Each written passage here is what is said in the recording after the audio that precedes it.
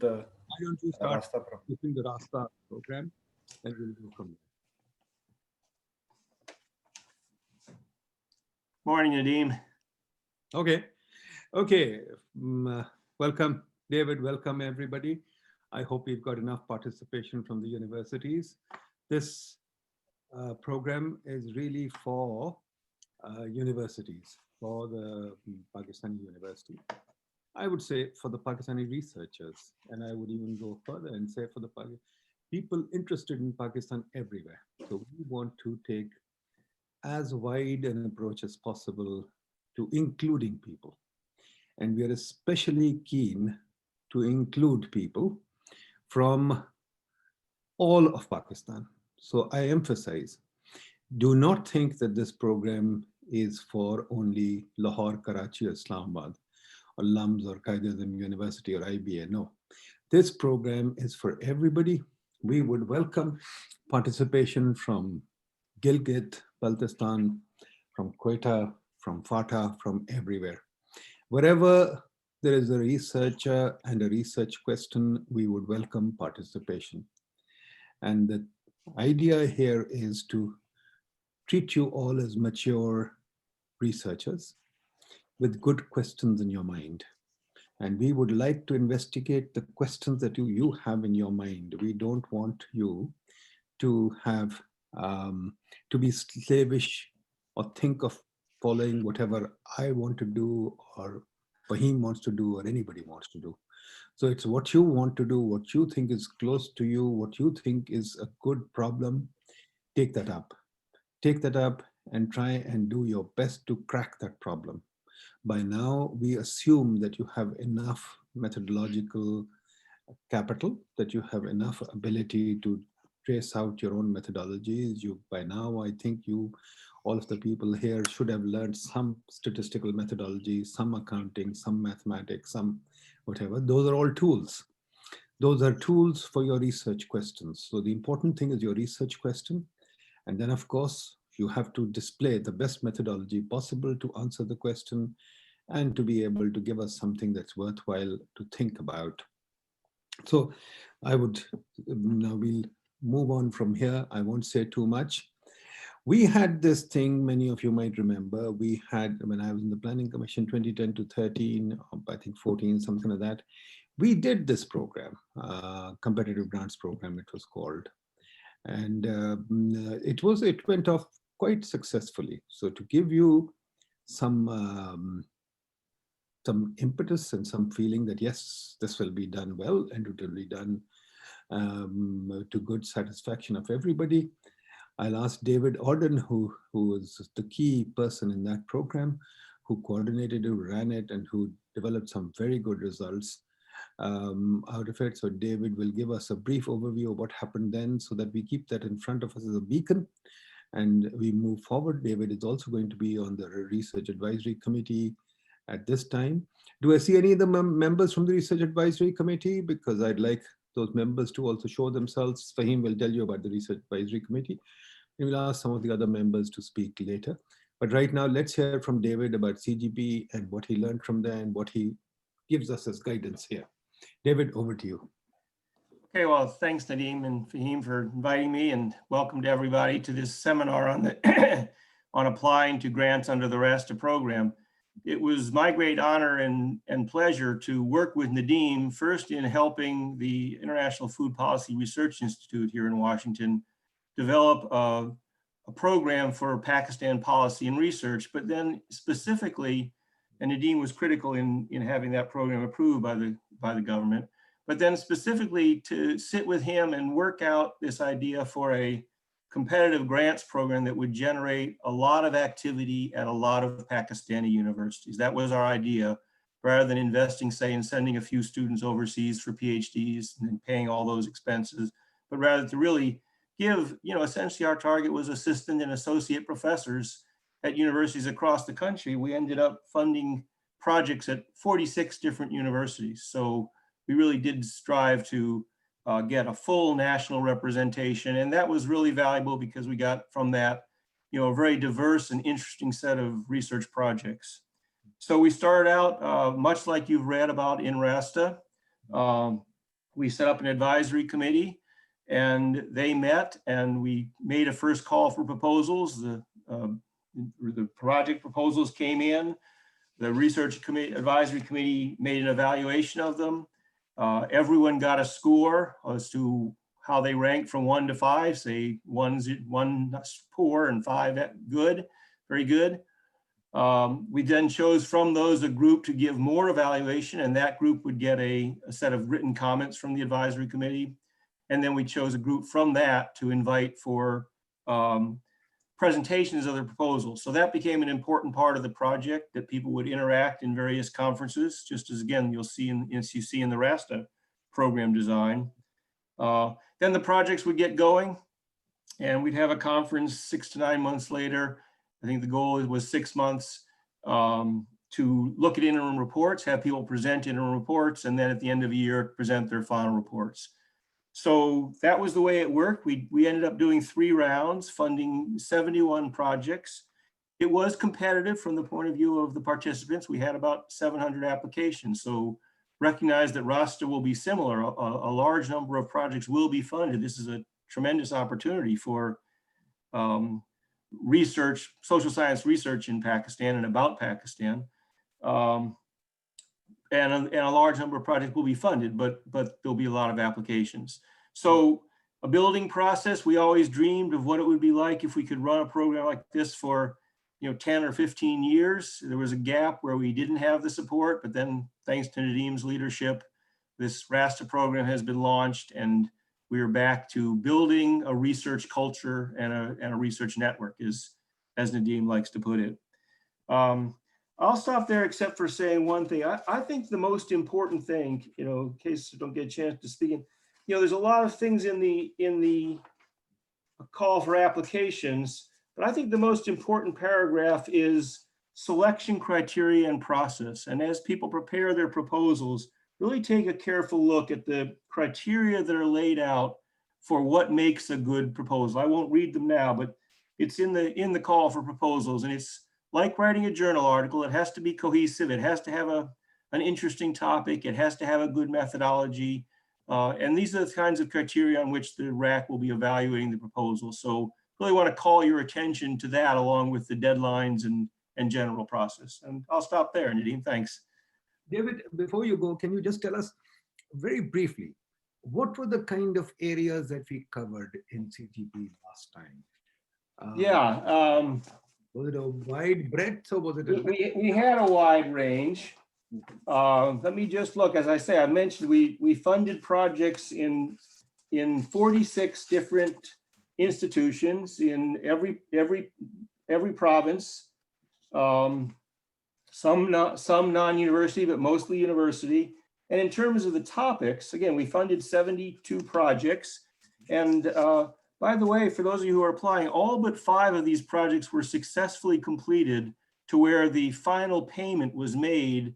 As you see, the payments are made in 3 tranches. So we're expecting real productivity from applicants who receive grants. And the history is that they have really come through. So in terms of topics, we funded 10 in monetary and fiscal policy. We funded 15 in improved governance. I won't go into the details of below these categories. We funded 5 in urban and regional development. We funded 32, this is the biggest group, in what we call vibrant markets. So entrepreneurship, value added, international trade, financial markets, wide range of topics that we characterized as vibrant markets, obviously important for economic development. And then we funded 4 in energy supply and demand. And Nadim was always frustrated that there weren't more proposals in this critical area. And I think it's even mentioned in the Rasta that this is an important area for research. And then water systems and utilization, obviously another hugely important issue with climate change and so on. 6 projects in that area. So that's a rough outline of the types of projects that we funded. Great. And tell me, I mean, in terms of the kind of professional, if you can, I know it's difficult to do, but from your memory, I mean, I know you don't have enough data on this. From your memory, what kind of a researcher did we fund? Was it young people? Was it old people? Was it senior people? Was it junior people? Was it faculty members who were keen to research? I mean, just a brief kind of profile of the kind Right. Right. Well, again, I think that if you thought about what our target audience was, this was to build a research culture and strengthen the research, social science research program of Pakistan. And so, in a certain sense, I think we had in mind, well, we want to work, we want to fund assistant professors, associate professors, people who, are fresh out of their own graduate programs, or, have done some research where they are, and where, the resources that the competitive grant would give them would really propel them forward. And we did get a lot of participants in that category. And I'm very pleased to see that in the Research Advisory Committee for Rasta, a number of the RAC members, Research Advisory Committee members, are actually participants from the competitive grants program. So that's another indication of exactly what we were trying to do, that those are people who were participants and applicants 3, 4, or 5 years ago, and now with that experience are now going to build this new program. I guess the last thing that should be said is it's a learning experience, and this program will have a learning experience. We had a lot of fun and a lot of good arguments, and did a lot of work to make the last program work. So we got a lot of applicants from young faculty. We also got senior faculty. We got applicants from faculty who wanted to support graduate students.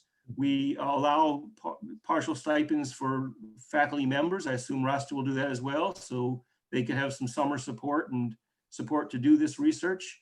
Maybe get a course, teach one less course or something like that, convince their administration to give them more time for the research. We funded field research. We funded desktop research, some of the macro projects. Again, it was a diverse set, Nadeem, but I think it was broadly a young to middle level group of applicants, but including also some full professors and some non-university people as well. So it's good for everybody to know that the younger group got a very good chance to participate in the CGP, and that some of them have now progressed, and we should be very proud of that, to become faculty members in even Western universities, LUMs, etc. And that these people are now also on the Rasta Research Advisory Committee. So we have created scholars that we should be proud of. And hopefully in this program, we will do more of that, create more scholars, more ideas. The idea, David, I mean, again, correct me if I'm wrong, I just want to hold you for a little while more, that the idea really is, and I'd like your views on that, to create public policy research professionals who will eventually be the backbone of our public policy areas in universities as well as in government. And also to develop ideas for public policy research, ideas that maybe many outsiders may not have an interest in, like, for example, as you mentioned, energy, or as you mentioned, market development, or as you mentioned, for example, even Pakistan urban development or the governance framework. I mean, these people who are here now and who hopefully will be a part of our network, these are the people who have all, they're immediate to the problem. They're right there. They should be able to sort out or even enunciate better problems than you and I can, and probably be able to attack them with more creativity. So the idea is to create that cadre and make that work. How do you think about that? Yeah, Nadeem, I think you're right. We clearly wanted, that was our objective in the program we developed 6 years ago, to build a policy-oriented research capacity and policy-oriented researchers interested in engaging in the policy process. I think we have to keep in mind that that doesn't constrain to one particular kind of project. And this is something that we had a RAC meeting for Rasta a couple of weeks ago, and just a great conversation, good heated conversation about what kind of research, how applied it should be. Should it be ahead of the government, leading them to places they aren't even thinking of going yet? Should it be reinforcing something very specific that the government is doing that needs evaluation? And the reality is you need a portfolio of all of those things are research-oriented research. So the portfolio of projects we funded was very diverse, from very applied to very, very conceptual. from long-term historical analysis to econometrics. And I think that that's going to also be the case with the Rasta program. There's not one template of what policy research is, but rather there's many ways that researchers can contribute to the policy process. And all of those, we're looking for good projects in all of those different dimensions. It's not one thing. So we'll have heated discussions in the REC this time as well about which are the best projects to fund. But I expect that in the end, we will fund the best projects in a number of different ways of tackling this question of how can social science research contribute to actual public policy and development of the country.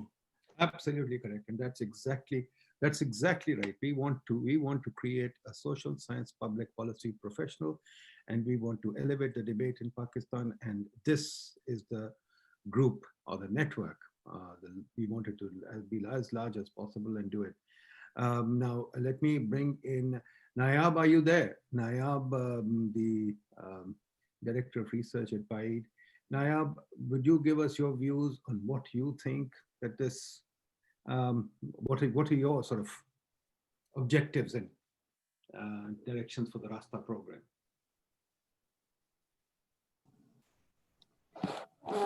Good evening, everyone. Most of the things have already been said by other participants, and coming from PIDE, research is something that we look for. And one of our biggest grudge is that the research in Pakistan is not indigenous. As Dr. Nadeem keeps saying, that it's donor-driven research. This initiative is very local, and we want everyone to own it, consider it as their initiative. And there are a lot of questions coming up in the chat. We'll deal with those at the end. I've answered some already, but if you visit our Rasta website, we have a frequently asked questions section there already. So it would be great if, while listening to what's being said, you quickly go through those questions so that we don't repeat ourselves, and the questions that are asked here are those that are not addressed on the website already. Coming to what we are looking for, what kind of research we are looking for in this competitive grant, the themes are there, and I would earnestly hope that people would stick to those 5 themes. The call would come after 6 months again, and if somebody has a great research idea, maybe that theme, if it's not in this call, it would be in the next one. So please stick to the themes that we are giving this time. And another question that's being asked is that whether we are looking for quantitative or qualitative research, because PIDE has a very strong bias towards quantitative. That's not the case. We want good research with a very solid methodology. It can be a mixed method approach. It can be purely qualitative, it can be quantitative, but it should be related to those themes. And ideally, it should provide some answers to the questions that Pakistan is facing. Being an academic, we love dealing with ideas as such, but in this program, in this whole competitive grant thing, we want research that is policy oriented. So while giving your proposals, stick to the themes. Methodology should be solid, but we are not exactly have any bias towards any particular kind of methodology, and it should be policy oriented. If we find, we have energy there, it's a problem that Pakistan is facing for so many years. Why is it that we still don't have a solution?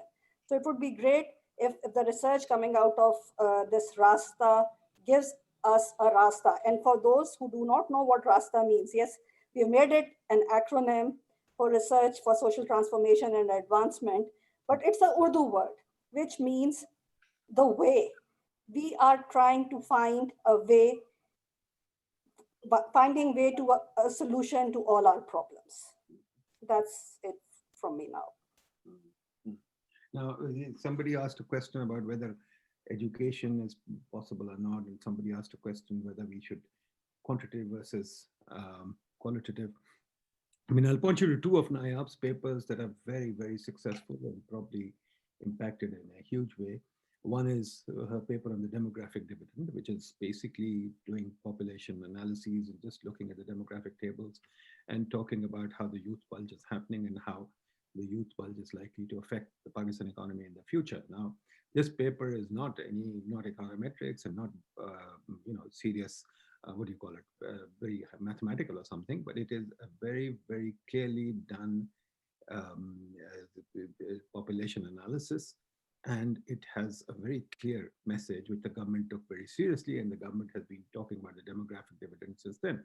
The other paper is the middle class paper, where she estimated the middle class again, and using methodologies that she thought up, and she estimated the middle class, and again the Wall Street Journal picked it up and many other places picked it up. So I would argue that almost everything is possible, provided you have a clear question, provided you start off with a clear question, and that you have a good way to answer that question. Not necessarily all worked out, but at least a good direction in which to go. So all your questions are relevant and all your questions will be answered. But let me take up Mr. Who was it? Sohail? Nadeem, can I add one more thing? Go ahead, please. That, I mean, like you said, it's the idea that we are looking for. I mean, many of the students, they have a methodology in mind and they want to attach an idea to that methodology. Here they have to think for the idea first and then think of a methodology that can help them to explore that idea. Good point. Good point. Fahim, what would you like to add? Dr. Nadeem, if you allow me, I can quickly take them through the Rasta program, and I'll just show them what would be the process of their, this Rasta thing. So if you quickly give me like 5-7 minutes, so I'll just take you through. As Dr. Nayab mentioned, the Rasta means is the Research for Social Transformation and Advancement. It's a competitive grants program for policy-oriented research. And we talked about the main objectives of this. These are basically the 5 themes in our first round. Let me mention here that there will be at least 5 more rounds coming up. After every 6 months, we intend to call for research proposals, and with more new themes and with more, more focused themes. But for the opening round, we have these 5 broader themes, which are coming out from our growth strategy, which PIDE is working. And after my presentation, Dr. Idris Khwaja basically will give you a presentation on that growth strategy we are working on. So these are the 5 themes. We keep it broad enough that so that we can give the opportunity to most of you. Just please remember that deadline for proposal submission is 20th of November and midnight Pakistan Standard Time. There is a research advisory committee, basically.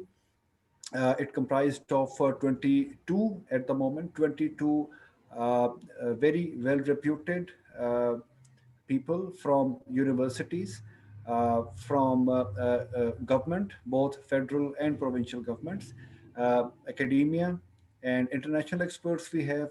So it's quite a team there, and you can just go to our website on Rasta and go through their brief profiles there of the Research Advisory Committee. The maximum duration of a project which you will be submitting for our review is 12 months. The maximum grant available for a project is 4 million. And then there are more guidelines. These are the things which are already present on the Rasta website, so you can go through these details there. We will be organizing multiple conferences and workshops in which papers will be presented and progress will be reviewed, and we will invite sector specialists from the government and private sector, And the main idea is to basically develop the local network of learning in Pakistan. What we are encouraging you is to, it's not limited to, but we are encouraging you to focus on evaluation of government initiatives, government policies, government processes, and assessment of institutions and their performance in broader socioeconomic and development context. One important thing is, like Dr. Nadeem also mentioned, that we are also encouraging female applicants, graduate students and researchers from backward areas of Pakistan. Please do come up with a proposal, and we will, as Dr. Nayab mentioned, that we are more interested in your research idea. So if there is a need to hand holding at, if the idea is good, we will make sure that you get the right guidance and mentoring from the REC, and we are actually looking for very good ideas. Application qualifications, there were a lot of questions on our emails we were receiving. So for all of you, individuals and groups of researchers, academicians, graduate students, scholars, professionals, practitioners, and organizations, both government and non-government, with interest in economic growth and public policy issues in Pakistan, they are welcome to participate and submit their proposal to Rasta program. Just please, as Dr. Nayab mentioned, remember that the topic of your research must fall under the Rasta theme. If it's not relevant this time, just wait for the next round, and it will be covered in the next thing. So if I quickly tell you the guideline of application, it's as I said earlier, it's already there on the website. But since we are having this interactive session, so let me just tell you that there will be a cover sheet, application cover sheet, which should be filled for each investigator separately. And then we want a research proposal. There will be some initial pages of your research proposal. Then there will be a main body in which these some points you must keep in mind that should be covered. For instance, there should be a description of your proposed research, including the problem statement. We would like to see the review of literature. We would like to see how sound is your methodology, which will actually going to help you answer your research question or test your hypothesis. Then there will be, like, we would like to see that what would be your sources of data and all these things which are present there. As also mentioned, that the body of this proposal should not exceed 12 single space pages with 12 size font. It doesn't mean that you have to submit a proposal which should have 12 pages. It can be 7, 8, 9 pages also, but it should have these things covered which are mentioned here. From the faculty members, researcher, professionals, we would like you to submit your brief CV, maximum 3 pages. From graduate students, we would like two things. One, your official transcripts and your course enrollment thing. And you have to ask your supervisor to send us a letter of recommendation on their letterheads. Please attach a timeline with your research proposal when you submit your application. About the detailed budget, there are lots of questions coming up, and there are a few answers we have already uploaded on our website. It must indicate proposed expenditure, which you are actually going to show, and a brief explanation of each cost in this document. So the budget may include items such as remuneration for the PI and co-PI, cost towards research assistant, data collection, small field surveys, travel related cost. But remember that Rasta is not going to finance any equipment, hardware in this project. The budget explanation should indicate also any additional funding available or expected to be received in support of this project. But you have to acknowledge both sources then. So basically, this is the checklist. There will be 4 files which you will submit before the deadline electronically on our website, Rasta at pide.org.pk. One, as I said, application cover sheet. 2, your research proposal. 3, your financial proposal. And finally, your brief. So these are the 4 files which you will attach with your email, and you will send it to us before the deadline. And within 14 days, we will go through it and we will send you a confirmation on that. Deadline is again 20th of November, as I mentioned. Incomplete applications, I think it will be difficult for us to, consider late applications. So let me take you through quickly this process, how it's going to actually work. We are at stage one, which is the call for research proposal. Uh, After this, after the 20th of November, we will get your proposals reviewed by RAC members. At least two RAC members will review each proposal, and they will give a detailed comments on each proposal, and we will share those comments with the applicants whether your application is successful or not. So in both cases, we will we'll share our review with you. So once they have the review, they will score, they will evaluate your proposal, there will be a shortlisting based on the highest scores, and then we will invite the people who get highest scores in their review to present in an oral presentation and in front of the RAC. And on the basis of that exercise, there will be a RAC meeting and there will be an announcement of the award by early January 2021. It will not just be the RAC, it will be a public meeting. All the participants can come to it too. So it will be a conference-like thing, and the RAC will decide at that meeting, but everybody will be present. Yes, but the RAC is the only empowered to review, to score, and to decide the award. Right. In the third stage, after you get the award, there will be... There's another addition for him that should be made. The RAC can also ask this group, the point is peer review. So we can get some of this group also to review things as the RAC deems necessary. Yes, at the later stage, Dr. Nadeem, I believe, at the interim stage and at the final stage. I think at this stage only RAC will make the decision.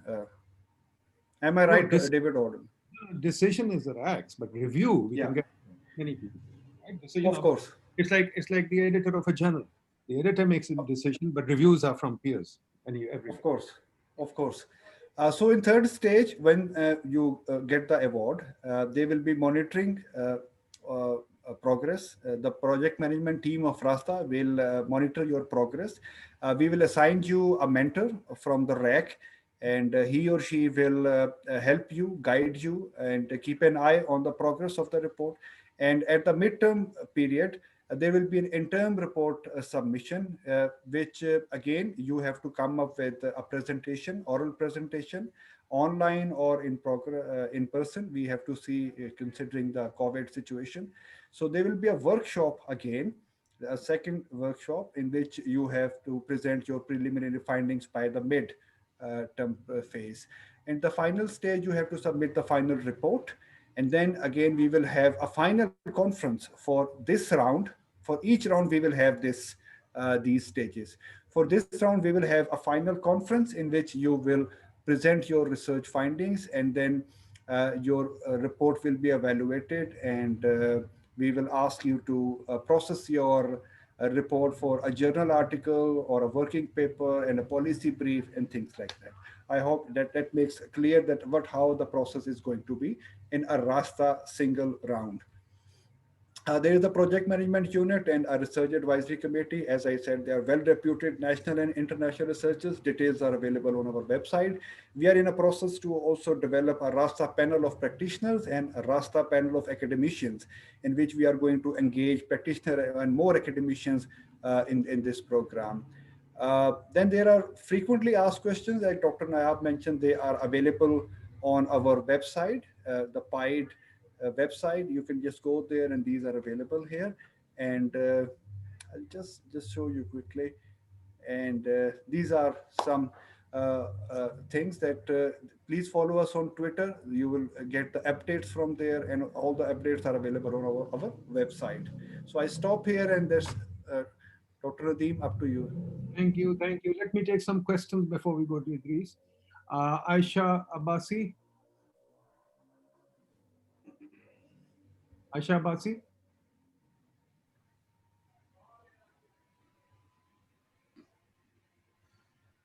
Okay, Faizan.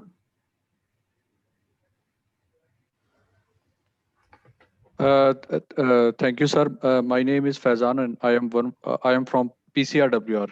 मेरा question ये है कि हम governance के aspect में एक government of Balochistan के लिए एक regulatory framework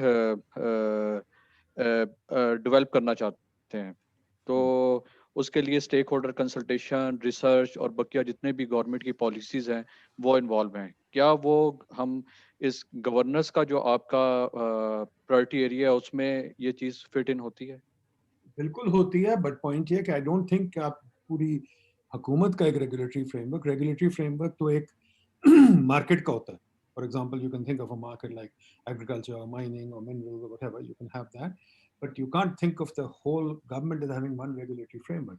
But in any case, that kind of a thought is very valid. As a rule regulatory framework, we can talk about it, but you have to be specific. What area are you thinking of, and how you're thinking of addressing it, right? You can take international best practice. You can, study regulatory economics and see what you can come up with. So absolutely, it's a good project.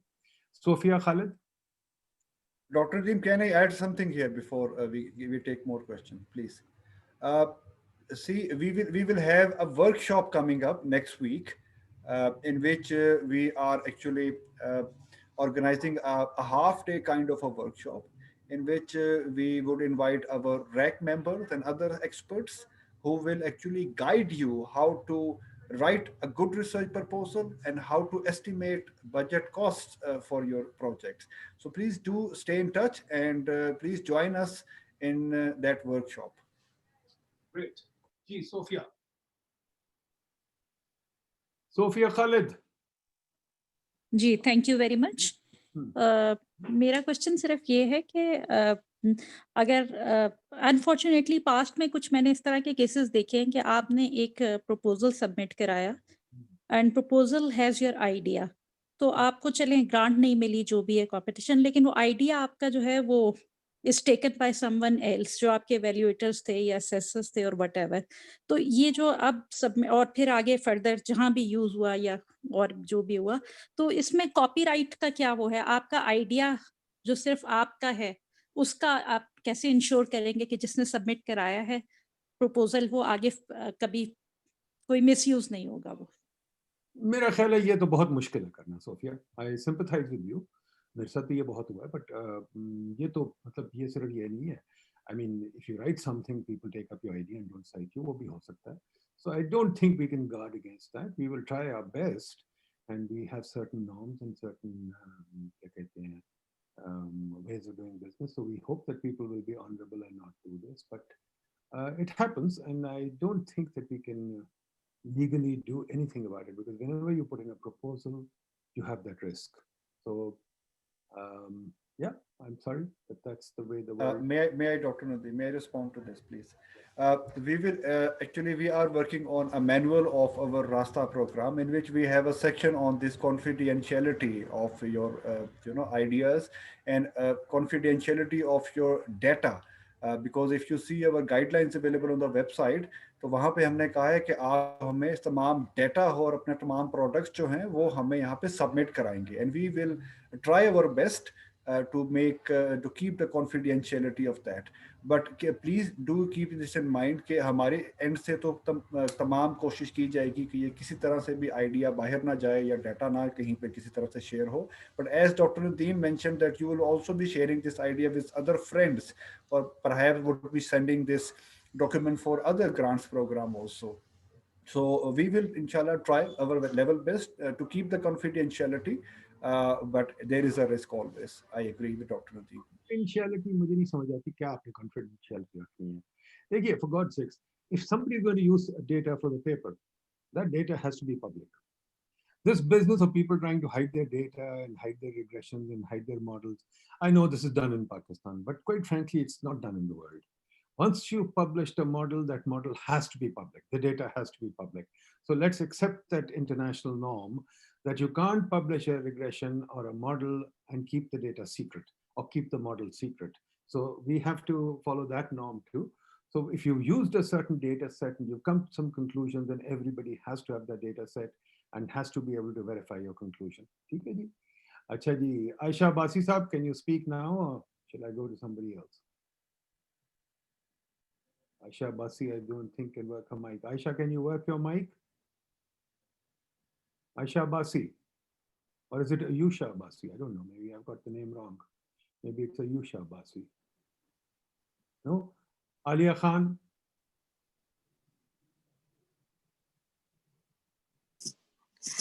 Ji, thank you, Nadeem. And I'd like to say hello to David Auden also. I was part of the earlier research advisory committee, so I wish Rasta very well. And my question is about the review process. And even though the thrust of the webinar today is on submission of applications, but the review process itself was a learning process. So I just want to know if you have any guidelines for reviewers also, because I see that you have a very, very long list of people in rack from very different backgrounds. So to bring them together for sort of some common understanding about how the review process should be. I mean, just from my humble experience, I'd like to submit that that is also something that you should be thinking about. Thank you. Gulrind Sahab. Gulrind. No. Adil Salim. Okay, I'm Gulren. I just unmuted. So my question is about the scope of this research. Let's suppose I'm working on some public policy like education initiatives, policy initiatives. So after 18th Amendment, education become province. Should we, what's recommended? Should we include entire country or just touch particular province or region? You can even include a city. You can even include, I mean, it doesn't matter. We want local research too. So it really doesn't matter. Depends on Okay, I have also another question. I'm also a part of faculty and a student, but right now I'm on a study leave. So what status should I show? Because I'm not going to my university, but I'm as a student. So. Study leave is fine. You're still affiliated, right? You still have a status. So that's fine. Okay, जी. किसको मैंने कहा था अभी next? Anyway, Hidayatul Hamal Aslam Baloch.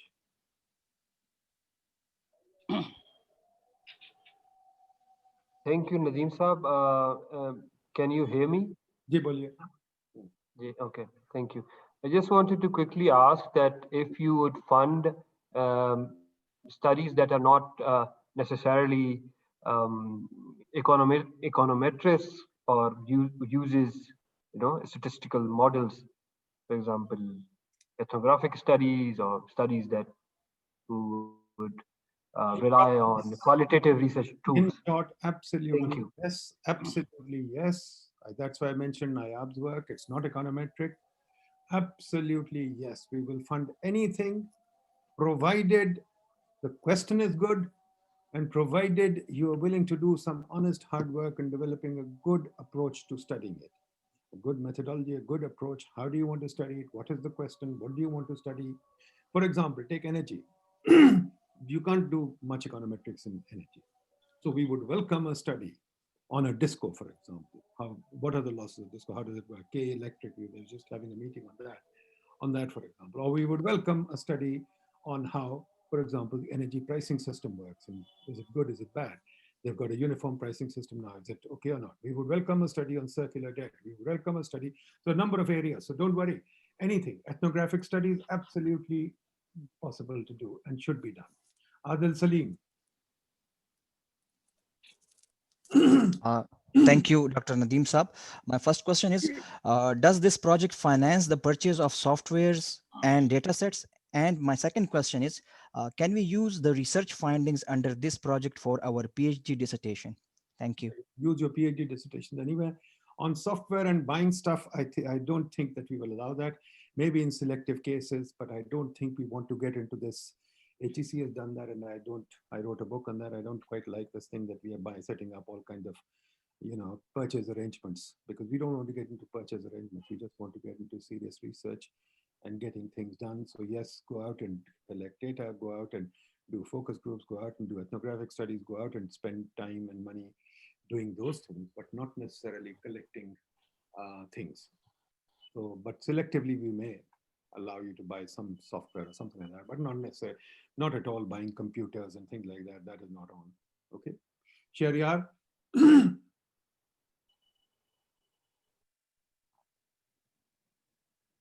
Shariar.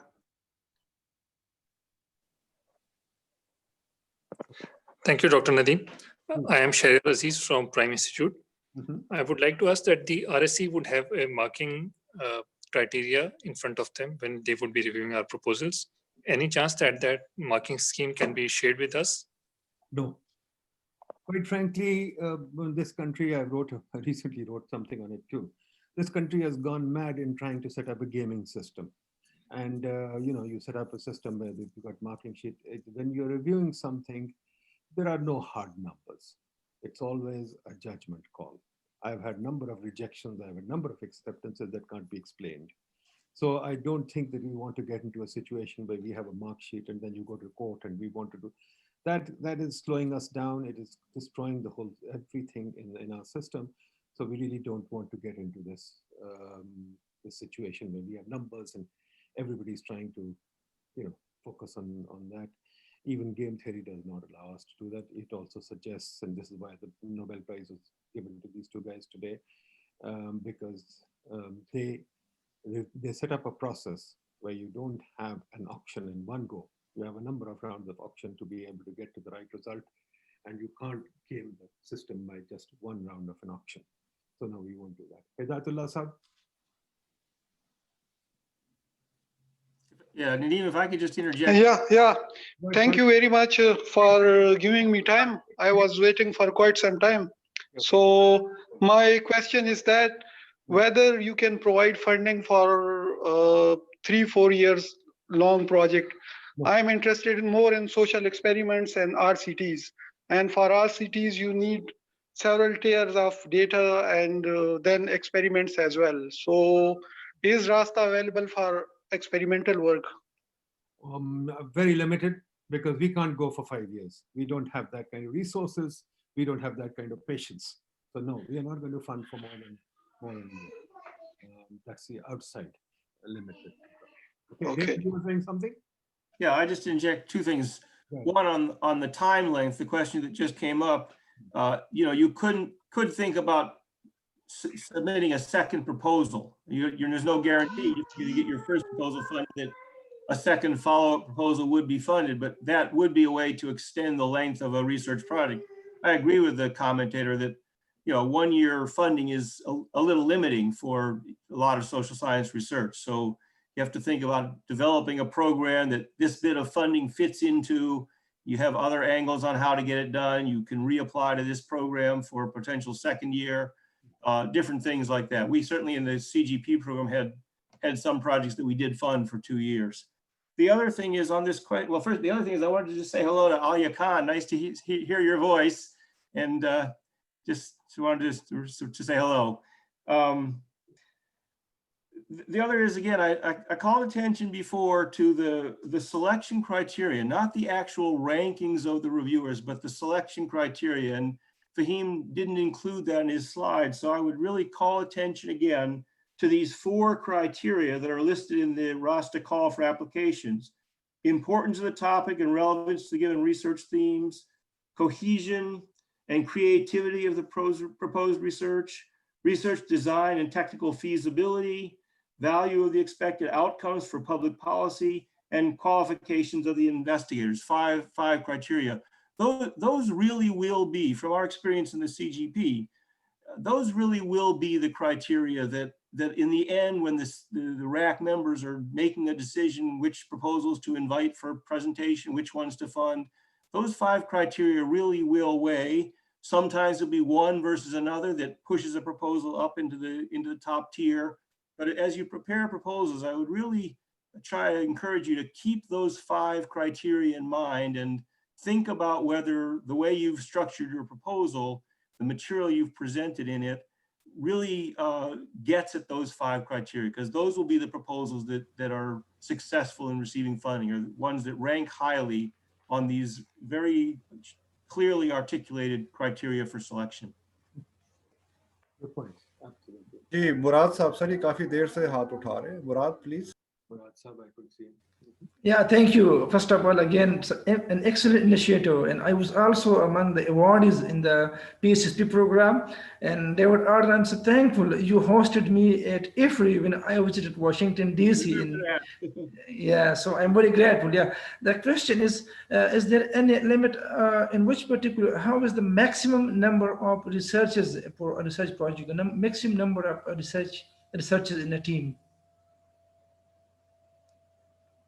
Is there any limit that a research proposal should be submitted by a maximum number of people, a group of 3 or 4 or 5 or just 2? Is there any limit?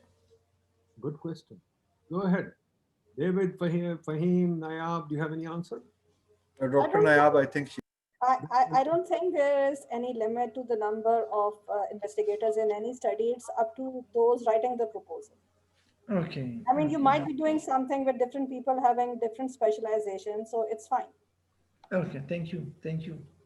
But there is a problem. Thinking about the Pakistani mentality, I have to say something. We also don't want teams of 5 presenting 10 proposals. No, but there is a limit. I mean, one name can appear for a maximum of 2 times. Okay. So whether they are, so there is a limit. I mean, there is a limit on the number of proposals they can submit. So it's not like a person becomes PI in one and co-PI in 3 others. He can be, I mean, one name can appear only twice. That's it. Good point. Because only twice.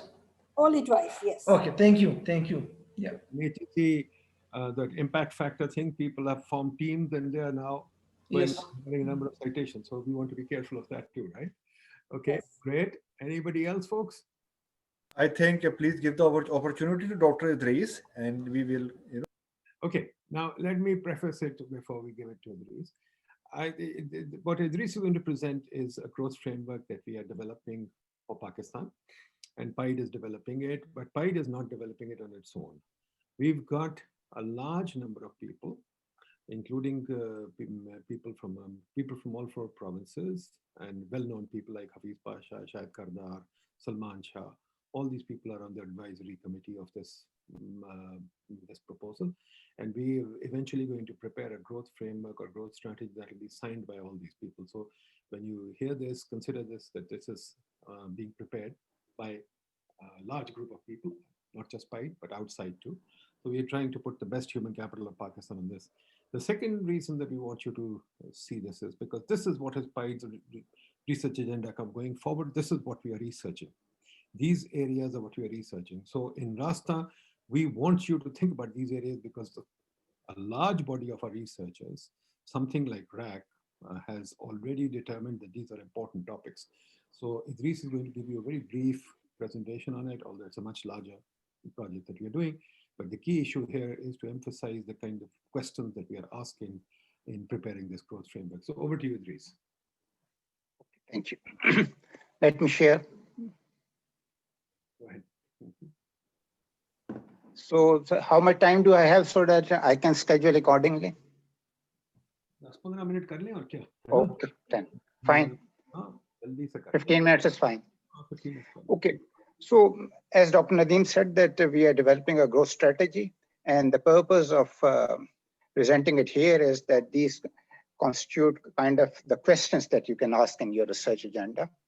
So you would see that what we are saying is that given the demographic structure of Pakistan, which is like this, that you can see this, the upper line is the working age population, which is growing at a higher rate than the average population. So we need more jobs and we need the economy to grow faster. PIDE estimates suggest that we need to grow, the country need to grow at a rate of 7 to 8%.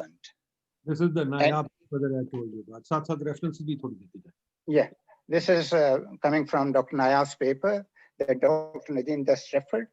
So if we have to cater to this working age population and other things, that we need to grow at a higher rate for a sustained, very long period, like 25 to 30 years. So the question is how to grow at a fast rate, at a higher rate.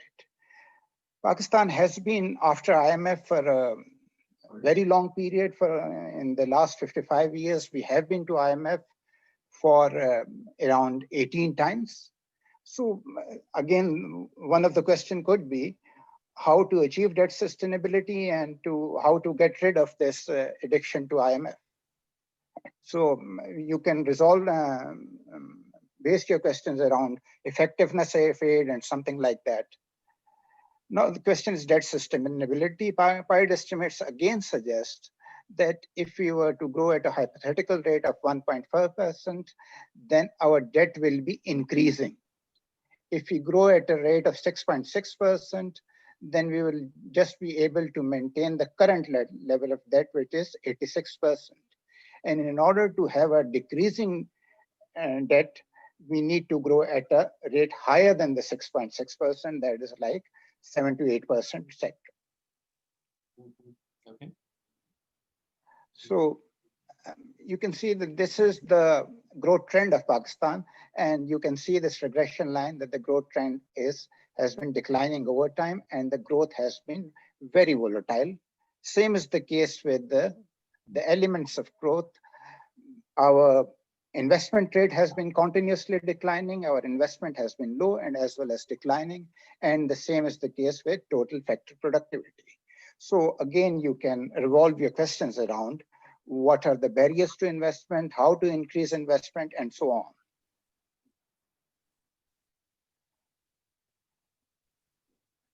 We need to first, before this, let me show you this. So far, the growth paradigm has been, what we have been following is the Huck-Hague growth model. Huck refers to Dr. Mahbubul Huck, and the Hague is the Harvard Advisory Group, which has been focused on brick and mortar. And that was the need of the times like 60s and 70s. But now moving on for 70 years, we need to change the growth paradigm.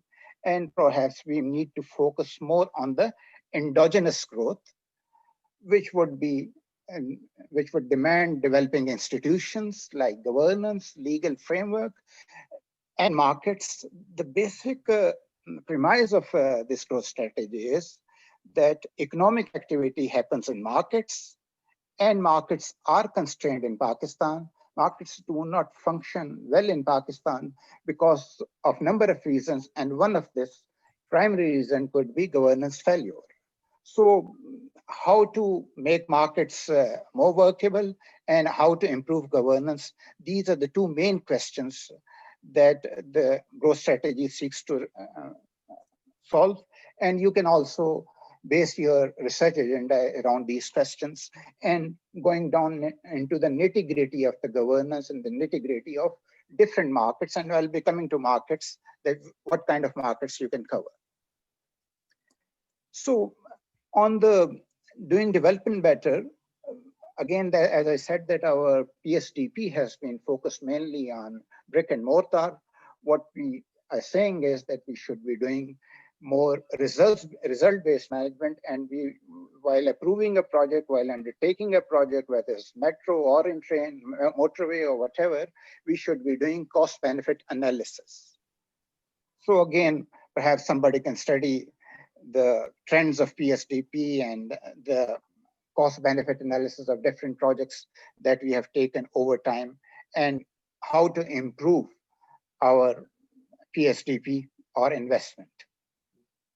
So this is the overall framework of the growth strategy, that we need to set up markets, we need to have better governance, and then we need to create more creative cities. Economic activity basically happens in cities, and I was looking at this test directory, and you will be surprised to know that around 1 trillion of income tax is collected from different major cities of Pakistan, and 80% of this tax comes from Karachi, Lahore, and Islamabad. Around 210 billion is collected from markets of Pakistan, and 86% of this tax comes from markets of 3 cities, again, Karachi, Lahore, and Islamabad. So this is enough to suggest that economic activities happens in cities, and not only cities, but metropolitans and vibrant cities. So what kind of cities do we need for economic growth? You can base your research questions around these topics. So markets. What do we need in markets? Market activity happens if there are transactions. If you own a house and nobody is willing to buy it, then whatever the price, there is no transaction, and this is not contributing to the GDP. So what you want is that there are transactions in the market, and these transactions are speedy and secure. And if at all there is a dispute, while you contract with someone, then there is a dispute resolution mechanism, and the dispute resolution mechanism would of course come through courts, etc. So again, you can study the legal system and all that. These are the characteristics of a market. First, the market needs to have information about whatever is being traded. If you want to buy, let's say, exchange currency today, and you want to go to a money changer, you will not be afraid that you will be taken for a ride, because you can check the rates, look at the rates on the website, and then go to the money changer. So information about the currency rates is available. But the same is, this may not be the case for if you want to buy a piece of land. So how the information would develop about real estate, how information would develop about a number of other things that you want to exchange. You can solve these problems. So the market again needs solvent agents, solvent buyers, and solvent sellers, defined rights of both buyers and the sellers, and then the transaction technology. That by transaction technology, we mean the transaction process. Is the transactions process speedy, or is it delayed? If you want to, let's suppose, transfer property, and it takes ages to transfer property. If you want to build a house, and it takes ages to get an electricity connection or your map and design approved, then this is hindering economic activity. So basically, you can resolve your base your questions around what you would say cost of doing business.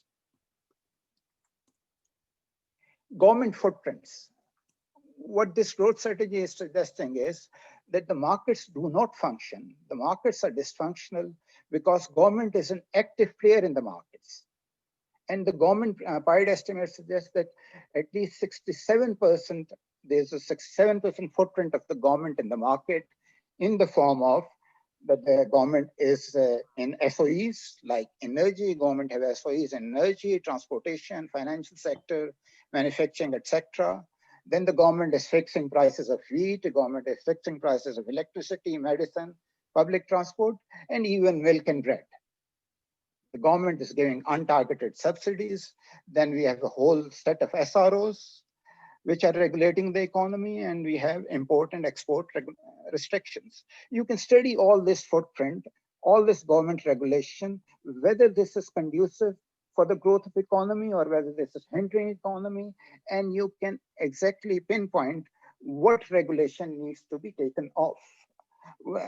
As we are building this strategy, Dr. Nadeem time and again continues to tell us that be very specific. For example, if you feel that one of the constitution article of the constitution says that if gas is originating in, let's say, Bannu, then the people, natives of the Bannu, have the first right over this.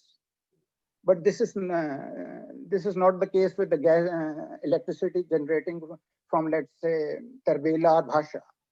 So whether this regulation is good or not, you can do some research on this and be very specific. Your conclusion should be that abolish article so and so of the Constitution. So this kind of research, if you do, probably you are likely to be more successful. Now coming to agriculture markets. Within agriculture markets, you can study land, you can study storage market.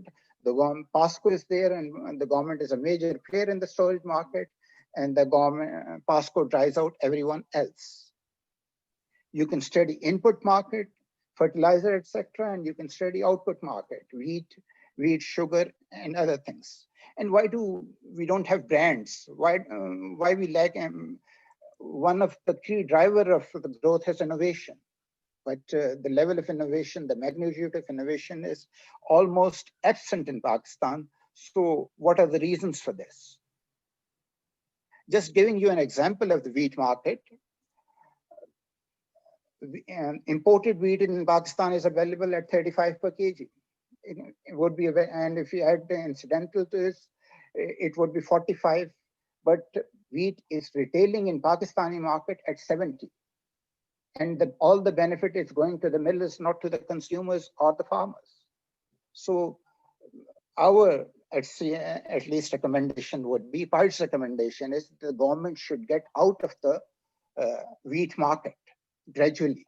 But this is, we are suggesting only on the level of policy. You can go skin deep into this and suggest why this should be so, and how the government presence in the market is hindering the welfare of the consumers and the entire economy. Same is the case for sugar and a number of other things. Housing and construction.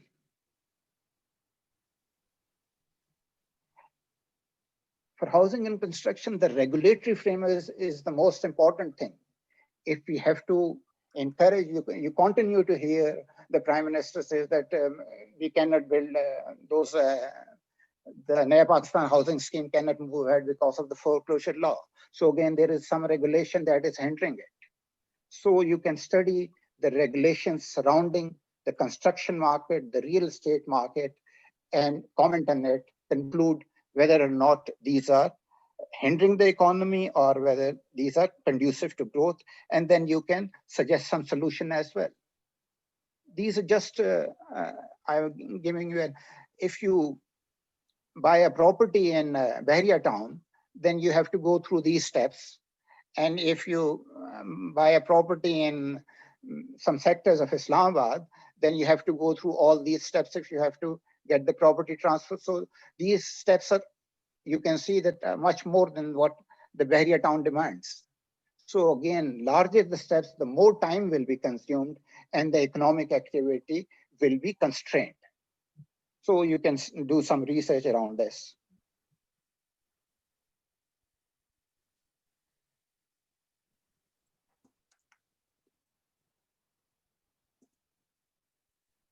These are the different requirements. Energy. Energy probably is one of the key or most basic problem of Pakistan. We have expensive energy, and a number of parts of the country do not have a regular access to energy. And one of the reasons our export may not be growing is that our products are not competitive abroad. And one of the reasons is the high cost of energy. So what is the solution to the energy? First, you have to study the causes. What is the, for example, what are the causes of circular debt? How it is hindering the growth of the market, and so on and so forth, and number of, so I just listed some of the reasons, but you can go again skin deep into the energy sector. And this is one of the topic that PIDE is pursuing very with great rigor. And we had conducted at least 7 webinars on this. Same is the case with the gas. Winters are coming and you can see that there will be shortage of gas. So what are the problems surrounding the gas market? And your research should be focused how to develop a market for energy. Currently, there is no market. The government is everywhere. So if the government is there, then there is no market. So is it possible that reduce the, if not eliminate, at least reduce the role of the government? Whether or not the regulator is efficient, whether or not the regulator is doing its job, and how to improve the job of the regulator, what needs to be done. These are all topics for research.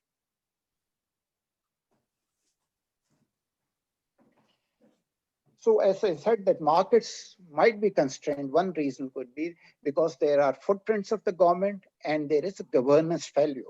So how to improve governance? So what could be the government for the future? We would say that the role of the government should be in 3 areas. One is policy, process, and monitoring and evaluation. The role of the government should be in regulation and service delivery, in delivering civil services, and might be, if other public goods, could be education, health, etc. So these are the major areas on which where should there be government, and the implementation, etc., should be left to the either to the market or to the separate autonomous entities, independent entities. Civil service, and within the governance, civil service is a key element. So what kind of civil service we need for the future? Do we need a deputy commissioner who is regulating milk and wheat prices? Or do we would like this to leave it to the market? So there is a whole bunch of literature on this, and every almost 5 or 10 years we have civil service reform, but nothing good is coming out of this. So you can investigate the area of civil service. Yes. And related to this is local government. Service delivery is to come through the local government. So how to make local governments functional, and how to create a role for the local government where it could be facilitating economic activity. And finally, judiciary. As I said, that if you get into a dispute, then ultimately the problem lands into the courts, and the courts have to be efficient. So you can base research around this question, that how to ensure speedy and inexpensive justice. And there could be, it would involve lawyers, it would involve judges, and so on and so forth, even the police as well. And finally, I would cover the area of taxation. We are always resource constrained. So how to improve our resource mobilization, what needs to be done for that, whether we need to improve the governance of FBR on this, or whether we need to digitize automation, etc., what needs to be done. Finally, we need creative cities, as I said, cities that are, you can say, slides on this. Cities that facilitate, you can say, dense, mixed use, high rise, which would facilitate economic activity, and where people can easily access the markets, and where probably we have space for storage, we have space for schooling, we have even space for public spaces like parks, etc. And finally, in order to pay for our imports, we need to have our exports are very low and are on the declining trend as well. So what we need to do to boost our exports, whether we need to address non-tariff barriers or tariff barriers, or so on and so forth. These are all research questions around which you can base your proposals. Thank you. That's all from me. Thank you, Risa. जैसे कि आपने देखा, there are a number of research questions that our profession has not answered, that the public policy analyst has not answered. For example, the energy question is glaring us in the face, and the public policy professionals like yourself have not answered that at all, and we need to answer that. Like, for example, somebody said we need to buy data. I don't know what data you need to buy to answer the energy question. There's no data that you need to buy. I think sometimes we make data an excuse, sometimes we make econometrics an excuse. Look, there's no excuse to answering the questions of the time. It's very important to understand there are plenty of questions that are surround you. For example, investment. Just think about it. Whichever city you are sitting in, let's say you're sitting in Gilgit-Baltistan. Okay, what kind of investment should take place there? Why is it not taking place? Are you're talking about tourism. Is the tourist infrastructure okay there? Is the private sector investing in tourism? What kind of a tourism do you want? What kind of a tourism should you have? Is it high value tourism, low value? so many questions that I can ask. Let's say if you're sitting in Multan, why is there Okada? Why is there no grain market there? Where is grain storage taking place? Where is the forward and the spot market for agriculture? There are so many questions there that need to be answered. And this business of hiding behind data will not do, because you have to go out and get the data. And it's easy to get the data. After all, we had a presentation by the World Bank day before yesterday, where the World Bank did a perception survey of Pakistani businessmen at a very expensive cost. They did it probably with $2 million or something like that. And they generated a few, or maybe 100 responses from with a questionnaire from businessmen, and they did a study on that. Well, why can't you guys do that? Why can't you guys do a perception survey? Why can't you guys do a focus group? So all those things are there, and I think we can talk about them. So that's, Idris Saab has laid a number of issues. For example, agricultural markets, a lot of people can study that. Even your city markets, why is investment not taking place in your area? What is the energy and water situation in your area? Why can't the one thing that Idris Saab I think we should include, which we haven't included, is internet. I mean, what is the internet coverage like, and how do we improve the internet? So I mean, that's also important to do. So these are all questions that we have. So anyways, now I'll go back to the audience. If anybody has a question, please raise your hand. Otherwise, I think you've got a fair idea of what we want, and you've got a fair idea of how Rasta will proceed. And let's see where we can go. There are some RAC members here. Anybody from the RAC wants to say anything, please raise your hand. Anybody can come in now. Anybody. Heyman, would you like to say something?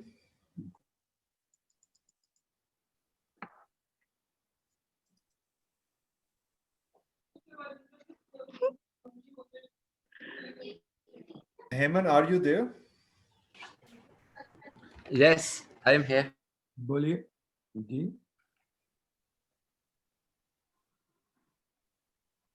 His internet has a problem. Hemant Saab, I think we've lost you. Okay. Hello. Go ahead. Go ahead. Yeah, my network bandwidth is low. So what was your question? No, Fahim was asking, would you like to contribute? Would you like to say anything? Okay. Hemant Saab is on our rack. So go ahead, Hemant Saab. Methodology and all this. I just want to add that those who are working on purely like econometrics models and all this, usually people just write the models by just putting some variables. So one important thing is we emphasize is that we should have economic model, so that the model is well developed and it's from the theory. So if theory is already there, so literature review really helps a lot. So I just want to emphasize that the researcher should identify research gaps. So there are two things. One is a policy gap,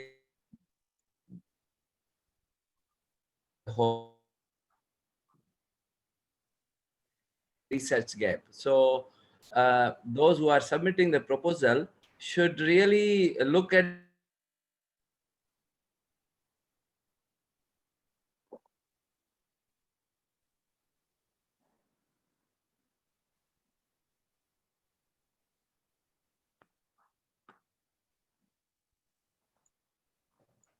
Fahim Saab, internet seriously has to be a part of a growth framework. Let's take questions. Let's take questions. Go ahead. Shahid Sattar Saab. Shahid Sattar from Aptama, go ahead. Good to see that Aptama is taking an interest in research. I would like to say that this is a great initiative, and that should anyone want to statement to. Hello? Go ahead, Shahid. Should anyone want to collaborate with industry on any part of their research, we would be happy to provide the information, collaborate in whatever way we can. We would also be happy to fund some of the research studies. There you go. See, Aptama, you can get all the data you want, you can get all the support you want, and inshallah, the Job is yours to ask the right question. You can get all the support you want. Okay, anybody else, folks? If not, then let me just say thank you very much. It's been a great meeting. We will have 3 or 4 more of these because we really want to make sure that everybody understands and we have very good Rasta proposals. So please work with us. We will inshallah try and make, Rasta work. And the object is that you must ask your questions, whichever area you are in. If you're in Sal code, for example, ask about the sports good market, ask about the surgical goods market. If you're sitting in Okada, ask about the agricultural markets. If you're sitting in Faistabad, ask about textile questions. If you're sitting in Karachi, ask about K electric, water supply, etc. There are so many questions. Figure out your question, figure out the way you can research it and make it happen. Be a leader of research. And this is what this is all about. We want you to be the leader of the research, not us. We are just going to be the midwives. You have to be the leaders of research, ask the right questions, and inshallah, we'll make it work. So Fahim, when is our next webinar? Can you tell them about the date so that everybody knows? Dr. Nadeem, we have a workshop coming up now. It would be like a 3 to 4 hours workshop in which our RAC members and some technical experts, we will gather them. We will share the program soon on our Twitter and on our website. And we would strongly recommend all potential applicants to join in that workshop, participate and learn how to make a design, write a good research proposal and how to, cost your estimates for that proposal. So it's upcoming on the 4th of November and we will share the time and details, all the contents very soon. Okay, but I think we should make these a lot quicker because people should, before they start writing the proposal, they should have all this in hand. So if possible, try and make it like this Saturday or something like that. Maybe even a little earlier. Let's see if we can do that earlier also. Okay, before we go, I'll ask Zainul Abidin Saab from HEC to give us a few words because we must have HEC support. Always HEC is our ally, our partner, our regulator, HEC. Zain Saab, you have a lot of research funding, so your experience will be welcome. I think Zain Saab is traveling now. He was here before, but I don't see him in anymore. Okay. Next time we must get him to talk, okay? Sure. Happy to have HEC. Maybe we'll ask Tariq Banuri at some point to come in too. So, okay, great. Thank you, folks. Thank you very much. I think it's been a wonderful meeting and I've certainly learned a lot. I hope you guys feel energized too. Any questions, feel free to get in touch with any of us. There's no formalities between us. We are all happy to answer your question at any time. We are all happy to work with you at all times. Thank you, folks. All the best. Khuda Hafiz. My respects to everyone. Bye-bye.